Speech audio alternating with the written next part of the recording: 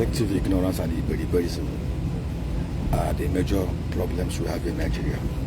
You know, it's so painful sometimes when I listen to supposedly enlightened people talk about leadership recruitment in Nigeria and how it should be.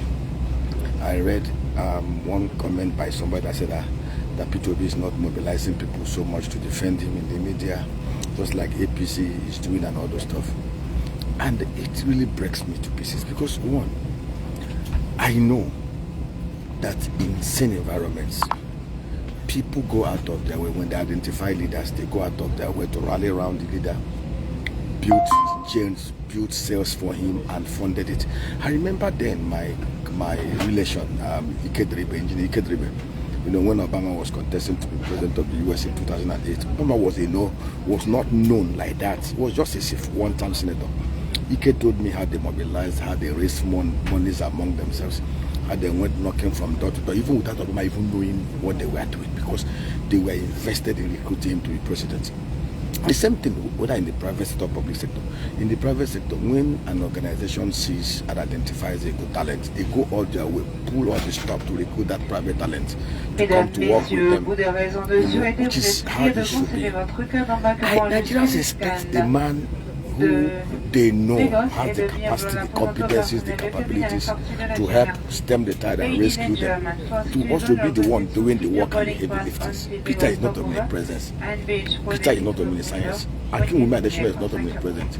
Hakim Wumi Adesina is not omniscience. In sane climes, when you identify somebody like Sam Amadi is more than qualified to be governor in Imo State. But Sam, we do not have that kind of war chest. We do not have stolen billions to go about waste. I was on the ballot in 2015, 2019, 2023. I knew what I went through, and I'm not going to waste my money. In same climes, what people do when they identify leaders and potential leaders who they believe tick the right boxes to help rescue, or who have the qualities to help build collectively for everybody, they mobilize, even without that knowledge. They fund cell groups, they go on media, place correct. People fund billions, millions, media things even without the man knowing. They coordinate it for him. People want P2B to be the one sector group and fund it. You see, we are so shameless in this country, and we don't even want to admit it. See, let me tell us. The truth is, if we want to own leadership in Nigeria, if we want to be directly involved in recruiting leaders, we must make sacrifices. If I believe in Hakim Wumi Adesina as president or people, my job as a person, within my limited capacities, is to go out there to sell them to the electorate, fund their campaign, fund the messaging, put adverts, call meetings.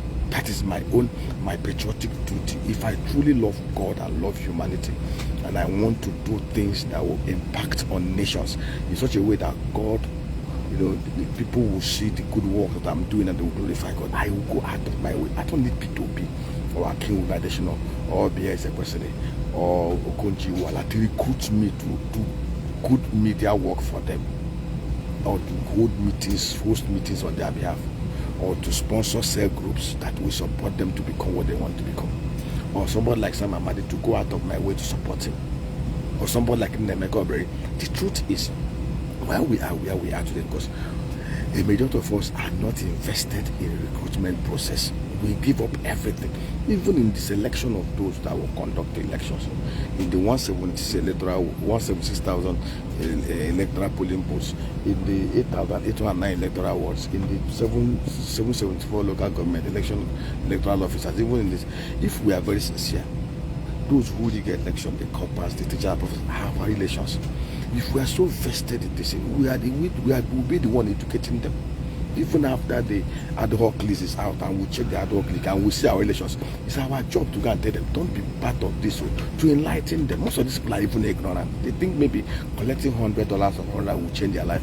The same thing with the policemen who have this, you know, the professors and all those people, the policemen, the INEC officers that help people to get elected. At the end of the day, the next 4 years are the ones that will suffer it. Look at policemen. Our police people are the worst paid. The military guys are the worst paid. The same thing with teachers. In the US, if a military guy falls in line of duty, his family gets not less than $100,000. In Nigeria, what happens? They even buy their own boots and their own clothes. Yet, these guys are not sensible enough to know that the only way their welfare will be enhanced is when they stand against election malpractices and elect those who are compassionate, who are competent, who are capable, and who have the fear of God and the love of mankind. So, any of you expecting Peter or Konjiwala or King Badeshino to go out of his way to begin to mobilize is wasted. See, you are the one that should mobilize. If you believe in any of them, or even some of any of them to be leaders, anybody who believe in your community, same way we go out of our way. Even schools in the early 60s and the 70s, universities, employers of labor go out of their way to go to schools to meet lecturers, to ask them some of their best students and begin to prepare them to come back, to come and work with them when they graduate. That is what we should be doing in the political space. All of us want to be settled. We want the political aspirants and candidates to be the one funding their campaign. How is it done? How can somebody sell his properties and houses to fund his campaign and then you expect him to come and serve you? He recruited himself, you didn't recruit him. You only went there to go and cast your ballot. But when you are involved actively, you are interviewing them, you are interrogating them, you're funding their campaign, you're funding their messaging, you're supporting them. When they get there, you have that moral right to begin to demand for accountability and probity. That is what we don't know in Nigeria. So for all of you, when somebody said that is confused about peace,